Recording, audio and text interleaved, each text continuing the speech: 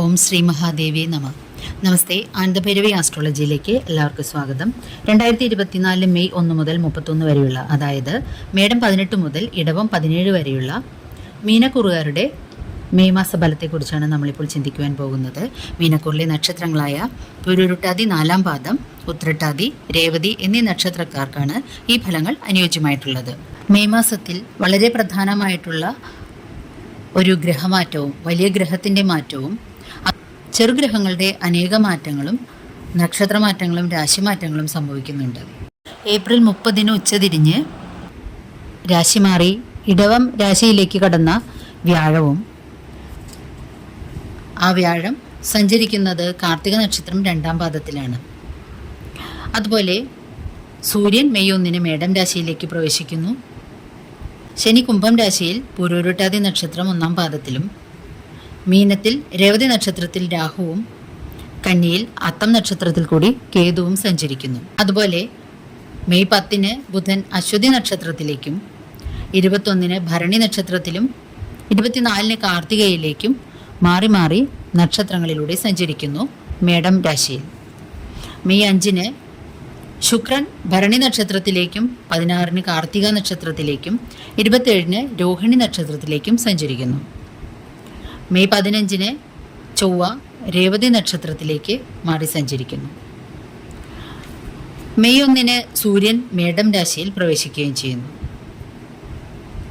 ഇത്തരത്തിലുള്ള വലിയ ഗ്രഹങ്ങളുടെ മാറ്റവും അല്ലെങ്കിൽ സഞ്ചാരവും ചെറുഗ്രഹങ്ങളുടെ നക്ഷത്രമാറ്റവും രാശിമാറ്റവും മറ്റും ജീവിതത്തിൽ അതിപ്രധാനങ്ങളായിട്ടുള്ള പല സംഭവങ്ങളെയും ഉണ്ടാക്കുന്നു.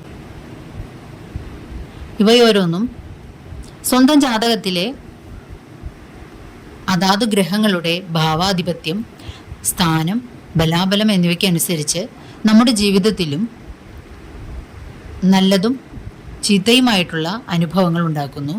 അതുപോലെ ആ അനുഭവങ്ങളുടെ ഏറ്റക്കുറച്ചിലും ജാതകത്തെ അടിസ്ഥാനപ്പെടുത്തിയാണെന്ന് ആദ്യമേ തന്നെ പറഞ്ഞുകൊള്ളട്ടെ.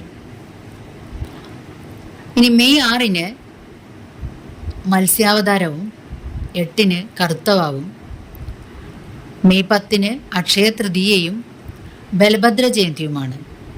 മെയ് 12 ശ്രീശങ്കരാചാര്യരുടെ ജന്മദിനവും, 22 നരസിംഹാവതാരവും, 23 പൗർണമിയും അഥവാ ബുദ്ധപൂർണിമയും ആഘോഷിക്കുന്നു.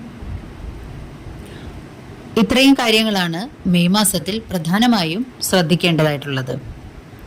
കൂടാതെ സാധാരണ പോലെ തന്നെ ഷഷ്ഠി, ഏകാദശി, പ്രദോഷം മുതലായവ ആചരിക്കുന്നവർ അതാത് ദിവസങ്ങളിലും ആചരിച്ചു കൊള്ളേണ്ടതാണ്.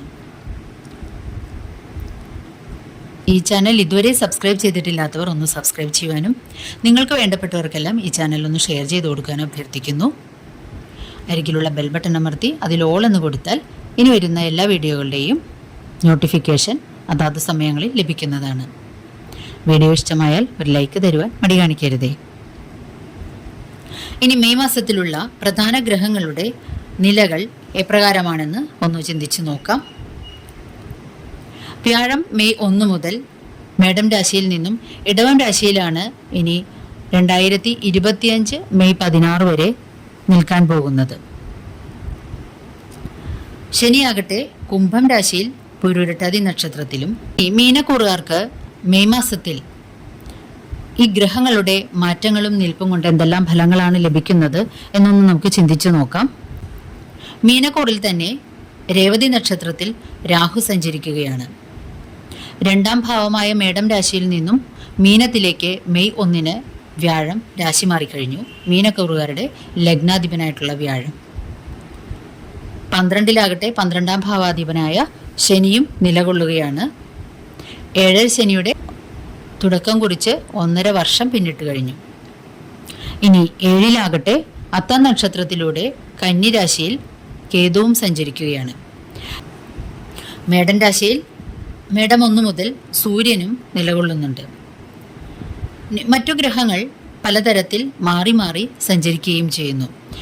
ഇത്തരത്തിലുള്ളൊരു ഗ്രഹനിലയിൽ മീനക്കൂറുകാർക്ക് പ്രധാനമായിട്ടും ശ്രദ്ധിക്കാനുള്ളത് സ്വന്തം ശാരീരികമായിട്ടുള്ള അസ്വസ്ഥതകളെയാണ് കണക്കിലെടുക്കേണ്ടത്.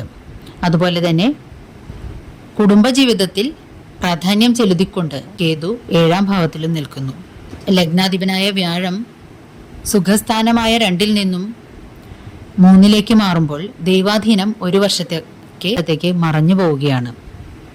അതുപോലെ 12-ൽ നിൽക്കുന്ന ശനി 7ര ശനിക്കാലത്തിന് തുടക്കം കുറിച്ചും കഴിഞ്ഞു. 7-ൽ നിൽക്കുന്ന കേതു സുഹൃത്ത് ബന്ധങ്ങളിലും കൂട്ടു ബിസിനസ്സുകളിലും ദാമ്പത്യ ബന്ധങ്ങളിലും പ്രണയബന്ധങ്ങളിലും വിള്ളൽ വീഴ്ത്തിക്കൊണ്ട് പലതരം കൊച്ചു കൊച്ചു കലഹങ്ങളെ ഉണ്ടാക്കുന്നു അഥവാ കലഹങ്ങൾ ഉണ്ടാക്കാനുള്ള സാധ്യതകളെ കൂട്ടുന്നു. ലഗ്നത്തിൽ സ്ഥിതി ചെയ്യുന്ന രാഹു ആകട്ടെ അനാവശ്യ ചിന്തകൾ കൊണ്ട് മനസ്സ് കലുഷിതമാകാനും ഉത്കണ്ഠപ്പെടാനും ഡിപ്രഷനിലേക്ക് പോലും വീഴുന്ന തരത്തിൽ നിങ്ങളെ ചില സന്ദർഭങ്ങളിൽ മാറ്റാനും ശ്രമിച്ചുകൊണ്ടിരിക്കും. അതുപോലെ ശിരോസംബന്ധിയായിട്ടുള്ള അസുഖങ്ങളും വന്നുപെട്ടേക്കാം. സൈനസൈറ്റിസ്, മൈഗ്രെയിൻ തുടങ്ങിയ തലവേദനകളും വിടാതെ നിങ്ങളുടെ പിന്നാലെ കൂടാൻ സാധ്യതയുണ്ട്. സൂര്യൻ മേടം രാശിയിലേക്ക് കടന്നു വന്നത് മുതൽ നിങ്ങൾക്ക് ധനപരമായിട്ടുള്ള ഒരു ഔന്നത്യം അനുഭവപ്പെട്ടു തുടങ്ങി കാണും. ശത്രുക്കളെ അമർച്ച ചെയ്യാനും സാധിച്ചിട്ടുണ്ടാകും. ഉച്ചനായിക്കൊണ്ട് മേടം രാശിയിൽ നിൽക്കുന്ന ആ സൂര്യൻ പിതൃസ്വത്തുക്കൾ അനുഭവിക്കാൻ നിങ്ങൾക്ക് യോഗമുണ്ടാക്കി കഴിഞ്ഞു കാണും. സഹോദരങ്ങൾക്ക് ജീവിതത്തിൽ പല ഉന്നമനങ്ങളും വന്നു ചേർന്നിട്ടുണ്ടാവും. ചില തെറ്റായിട്ടുള്ള തീരുമാനങ്ങൾ നിങ്ങൾ ഇതിനിടയ്ക്ക് എടുക്കുവാൻ സാധ്യതയുണ്ട്. അത്തരം കാര്യങ്ങളിൽ തീരുമാനമെടുക്കുമ്പോൾ വളരെയധികം ചിന്തിക്കേണ്ടതാണ്. പണമോ സ്വർണമോ നഷ്ടപ്പെടുത്തി കളയുവാൻ അല്ലെങ്കിൽ പണയം വയ്ക്കുവാനും മറ്റും സാധ്യതയുണ്ട്. കൈമാറ്റം ചെയ്യുന്ന വസ്തുക്കളുടെ പ്രധാന ഡോക്യുമെന്റ്സ് സൂക്ഷിച്ചു വയ്ക്കുവാൻ പ്രത്യേകം ശ്രദ്ധിക്കേണ്ടതാണ്. കണ്ണിന് അസുഖങ്ങളും പിതാവിൻ്റെ അനാരോഗ്യം എന്നിവ നിമിത്തം ചില ബുദ്ധിമുട്ടുകൾ നിങ്ങൾ നേരിടേണ്ടി വന്നേക്കാം. വീട്ടിൽ നിന്ന് അകന്നു കഴിയുന്നതിനും ദൂരെയുള്ള ദേശസഞ്ചാരങ്ങൾക്കും സാധ്യതയുണ്ട്. വിദേശ രാജ്യങ്ങളിലേക്ക് പോകുവാൻ ഉദ്ദേശിക്കുന്നവർക്ക് ഈ സമയത്ത് അനുകൂലമായിട്ടുള്ള സമയമാണ്. അവർക്ക് പോകുവാൻ കഴിയുന്നു. അതുപോലെ തന്നെ ശാസ്ത്ര വിഷയങ്ങൾ, രാഷ്ട്രീയം തുടങ്ങിയവയിൽ താല്പര്യവും കൂടുതൽ അറിയുന്നതിന് ശ്രമിക്കുകയും ചെയ്യുന്നതാണ്. നിങ്ങളുടെ ചില നിർബന്ധ ബുദ്ധികൾ മനോവിഷമത്തിന് കാരണമായേക്കാൻ സാധ്യതയുണ്ട്. തെറ്റായ തീരുമാനങ്ങൾ കൊണ്ട് നഷ്ടങ്ങൾ സംഭവിക്കുക. എന്നിരുന്നാലും വാഹനഗണം ഉണ്ടാവുന്നതാണ്. കൂട്ടുസംരംഭങ്ങളിലെ പങ്കാളികളുമായിട്ട് കലഹങ്ങളില്ലാതിരിക്കുവാൻ പ്രത്യേകിച്ച് ശ്രദ്ധിക്കേണ്ടതാണ്. ആലോചനയില്ലാതെയുള്ള തീരുമാനങ്ങളും പ്രവൃത്തികളും കൊണ്ട് നഷ്ടങ്ങൾ ഉണ്ടാകുന്നതാണ് ധാരാളമായി. അതിൻ്റെ ഭാഗമായിട്ട് ദുരനുഭവങ്ങളും ബുദ്ധിമുട്ടുകളുമെല്ലാം വന്നു ചേരുകയും ചെയ്യുന്നതാണ്. അധിക ചിലവ് കൊണ്ട് നിങ്ങൾ പൊറുതിമുട്ടുന്നതാണ്. നിങ്ങൾ തന്നെ മനസ്സ് വെച്ചാലാണ് ഇതെല്ലാം നിയന്ത്രിക്കാൻ സാധിക്കുകയുള്ളൂ എന്ന് ഓർമ്മപ്പെടുത്തിക്കൊള്ളട്ടെ. പ്രവർത്തനങ്ങളിൽ പൊതുവെ വിജയം കൈവരുന്നതും ബഹുമാന്യതയും പരീക്ഷകളിലും മറ്റും വിജയം കൈവരിക്കുന്നതുമാണ്. ജീവിത പങ്കാളിയിലൂടെ തന്നെ പല നേട്ടങ്ങളും നിങ്ങൾക്ക് കൈവരുവാൻ സാധ്യതയുണ്ട്. സഹോദരങ്ങളുമായിട്ടുള്ള ബന്ധം ശിഥിലമായി പോവാതിരിക്കാനും പ്രത്യേകിച്ച് ശ്രദ്ധിക്കണം.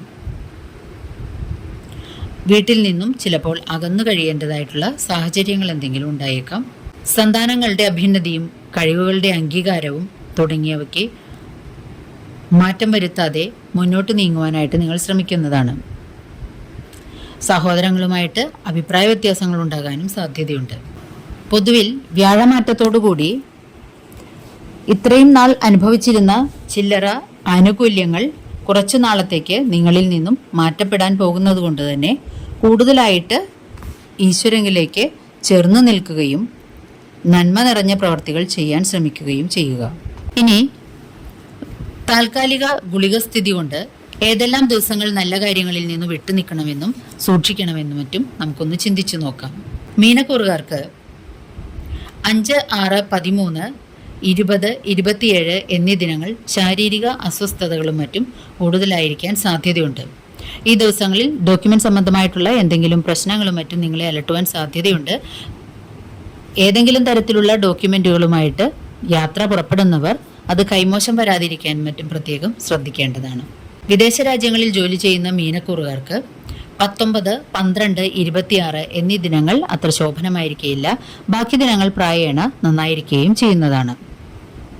2, 9, 10, 16, 17, 24, 31 എന്നീ ദിവസങ്ങൾ തൊഴിൽപരമായി ചില്ലറ ബുദ്ധിമുട്ടുകൾ അനുഭവപ്പെട്ടേക്കാൻ സാധ്യതയുണ്ട്. തൊഴിൽ രംഗത്ത് അനാവശ്യമായിട്ടുള്ള ചില്ലറ വിവാദങ്ങൾ അല്ലെങ്കിൽ തെറ്റുകുറ്റങ്ങൾ വരുവാനും മേലധികാരികളുടെ ശകാരം ലഭിക്കുവാനും ഇടയായേക്കാൻ സാധ്യതയുണ്ട്. മാത്രമല്ല വാഹനങ്ങൾ ഓടിക്കുന്നവർ ശ്രദ്ധിക്കേണ്ടതുമാണ്. വീട്ടിലും ചില്ലറ മനസമാധാനക്കേടുകൾ അനുഭവപ്പെട്ടേക്കാൻ സാധ്യതയുണ്ട്.